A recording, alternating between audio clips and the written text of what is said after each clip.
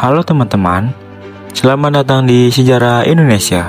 Kelompok 3 ingin menjelaskan tentang 30S PKI. Persiapkan diri kalian karena kita akan kembali ke masa lalu. Maka dari itu, yuk kita mulai.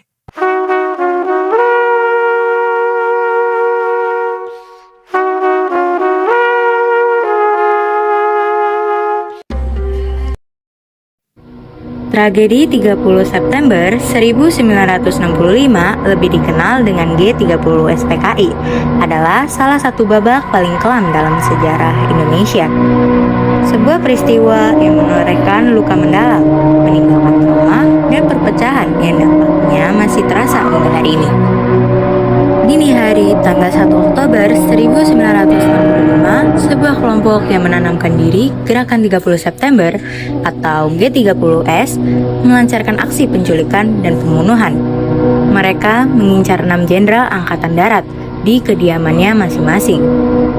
Jenderal Ahmad Yani, Mayor Jenderal S. Suprapto, Mayor Jenderal M.T. Haryono, Mayor Jenderal S. Parman, Brigadir Jenderal D.U. Panjaitan, Mayor Jenderal Sutoyo Siswo Miharjo.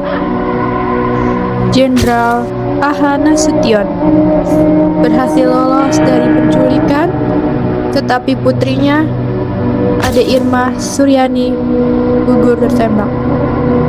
Beberapa perwira lain juga menjadi korban, seperti Brigjen Katamso dan Kolonel Sugiono, serta Ajudan Jenderal Nasution, Kapten Pierre Tendean, dan pengawal Karel Said Sutubun. Kelompok G30S juga menyerang markas RRI. Mereka menyiarkan pertanyaan yang menuduh Dewan Jenderal akan melakukan kudeta. Peristiwa ini terjadi di tengah suasana politik yang sangat panas. Sejak kemerdekaan, Partai Komunis Indonesia atau PKI terus memperkuat pengaruhnya, menciptakan ketegangan ideologis yang hebat.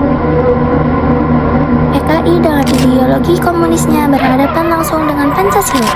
Perebutan kekuasaan kian memanas antara PKI militer dan kekuatan politik lainnya. PKI yang saat itu dipimpin oleh DN Aidit diduga kuat menjadi dalang dibalik gerakan ini. Mereka diduga bertujuan merebut kekuasaan dan mendirikan negara komunis di Indonesia. Namun, perlawanan datang dari militer. Jenderal Soeharto yang saat itu menjabat sebagai Panglima Kostrad dengan cepat mengambil alih komando. Soeharto memimpin operasi untuk menumpas gerakan G30S, membebaskan Jakarta, dan merebut kembali kendali. Setelah berhasil, operasi pembersihan besar-besaran terhadap anggota dan simpatisan PKI pun dilakukan. Dampak 30S PKI sangat besar. Ribuan orang yang dituduh terlibat dibunuh, dipenjara, dan diasingkan. Peristiwa ini mengubah peta politik secara drastis, membuat militer semakin kuat dan mengambil peran dominan dalam pemerintahan. Yang terpenting, tragedi ini meninggalkan luka, trauma, dan perpecahan yang dalam di masyarakat Indonesia. Kepercayaan antar kelompok masyarakat terkikis, digantikan oleh rasa curiga dan ketakutan yang masih terasa hingga kini. G30 SPKI adalah pengingat penting bagi kita. Sebuah tragedi yang mengajarkan bahwa persatuan dan kesatuan bangsa adalah hal yang rapuh dan harus tetap dijaga.